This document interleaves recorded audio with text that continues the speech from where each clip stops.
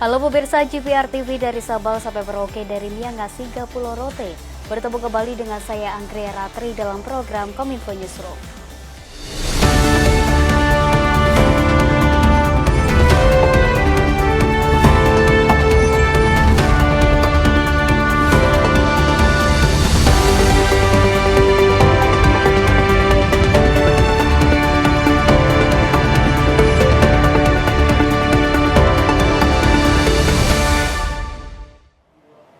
Kita ke informasi yang pertama pemirsa, Kepala Korps Lalu Lintas Polri Irjen Pol Aan Suhanan mengapresiasi kinerja Polantas seluruh Indonesia dalam menangani Operasi Ketupat 2024.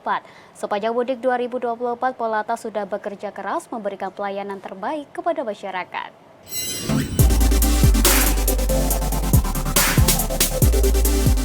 Dalam rangka mempererat tali silaturahmi di Hari Raya Idul Fitri 1445 Hijriah, Korlantas Polri menggelar acara halal bihalal di lapangan NTMC Polri.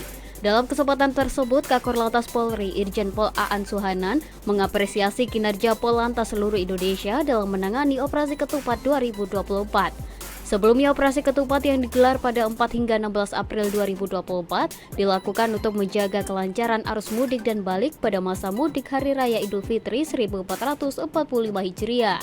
Sinergi yang dibangun antara Polantas dengan beberapa pemangku kepentingan menjadi kunci. Tidak heran dengan adanya hal tersebut membuat Polantas bisa hadir di tengah-tengah masyarakat sebagai penjaga kehidupan, di mana memiliki tanggung jawab dan kewajiban untuk melaksanakan kegiatan rutin, memberikan pelayanan masyarakat dan event internasional. Dengan berakhirnya masa Operasi Ketupat 2024 pada Selasa lalu, beberapa evaluasi telah dilakukan pihak Korlantas Polri. Diharapkan hal tersebut bisa membuat kinerja Polantas lebih baik ke depannya saat menangani arus mudik dan balik lebaran. Sementara itu, Menteri Koordinator Bidang Pembangunan Manusia dan Kebudayaan Muhadjir Effendi mengklaim pelaksanaan mudik lebaran 2024 cukup baik berdasarkan evaluasi internal pemerintah. Kedepan Muhadjir menegaskan pemerintah akan merealisasikan buffer zone di Jalan Tol Jakarta Merak serta mengaktifkan pelabuhan panjang di Situbondo. Dalam keterangannya kepada awak media usai menemui Wakil Presiden Ma'ruf Amin di Jakarta, Menteri Koordinator Bidang Pembangunan Manusia dan Kebudayaan Muhadjir Effendi menyampaikan bahwa penanganan mudik tahun ini dinilai lebih baik karena jumlah kecelakaan, korban meninggal dan korban cedera selama pelaksanaan mudik tahun ini menurun dibandingkan dengan tahun sebelumnya.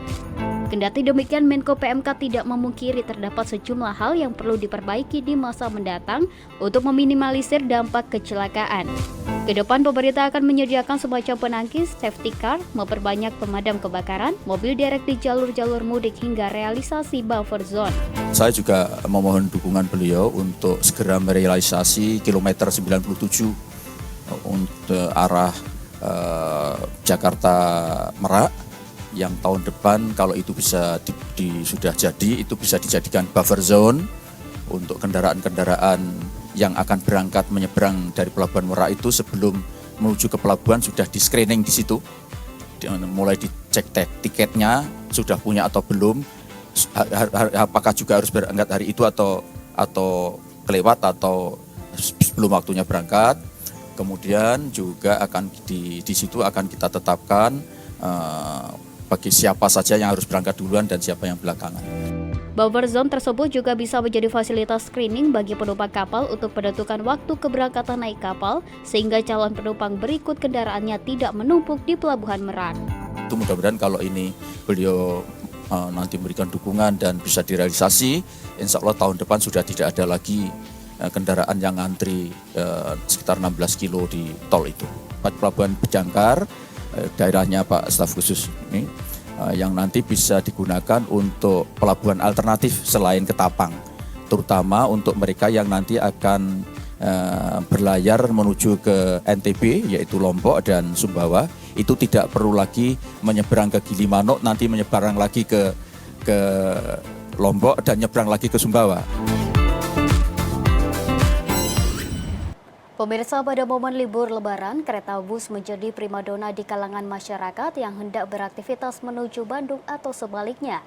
Jumlah penumpang tertinggi selama libur Lebaran terjadi pada 15 April 2024 mencapai 21.500 orang. Idul Fitri 2024 menjadi tahun pertama bagi kereta cepat pertama di Asia Tenggara atau yang biasa disebut dengan kereta WUS. Kereta cepat Jakarta-Bandung KCJB tersebut melayani perjalanan mudik para penumpang yang hendak pulang ke Bandung atau sebaliknya. General Manager Corporate Secretary PT KCIC Eva Khairunisa menyebut ada puluhan ribu penumpang setiap harinya yang menggunakan kereta WUS pada libur Lebaran 2024. Jumlah penumpang kereta WUS tertinggi selama libur Lebaran terjadi pada 15 April 2024 yang mencapai 21.500 orang, dengan hampir 70% diantaranya merupakan penumpang asal Bandung yang hendak kembali ke Jakarta. Tingginya volume penumpang terjadi bertepatan dengan berakhirnya masa libur Idul Fitri yang ditetapkan oleh pemerintah.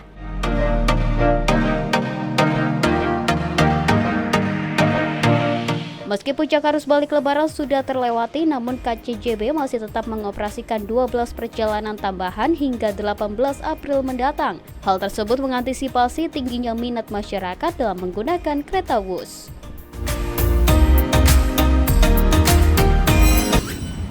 Kita beralih ke informasi lainnya, pemirsa. Badan Meteorologi, Klimatologi, dan Geofisika menerbitkan peringatan dini waspada cuaca ekstrim yang akan terjadi dalam sepekan ke depan. Hujan badai tersebut akan terjadi di sejumlah titik di 27 provinsi di Indonesia. Badan Meteorologi, Klimatologi, dan Geofisika telah menerbitkan peringatan dini waspada cuaca ekstrim hujan lebat disertai angin kencang yang berpotensi melanda sejumlah titik di 27 provinsi di Indonesia dalam sepekan ke depan atau mulai tanggal 16 hingga 21 April mendatang.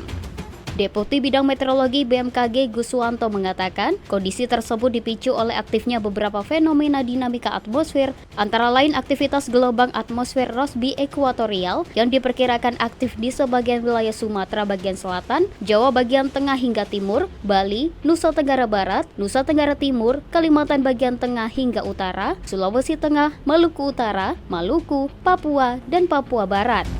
Selain hujan badai, BMKG juga mengingatkan masyarakat agar mewaspadai terjadinya angin kencang di Kepulauan Bangka Belitung, Jawa Barat, Daerah Istimewa Yogyakarta, Jawa Timur, Nusa Tenggara Timur, Kalimantan Utara, dan Kalimantan Selatan.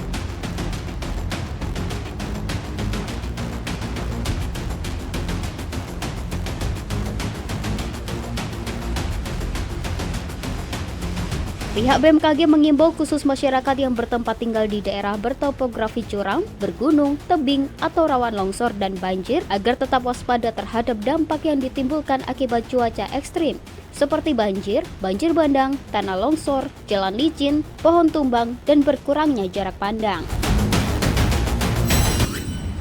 Pemirsa, kami akan segera kembali dengan informasi lainnya, tetaplah di Kominfo Newsroom.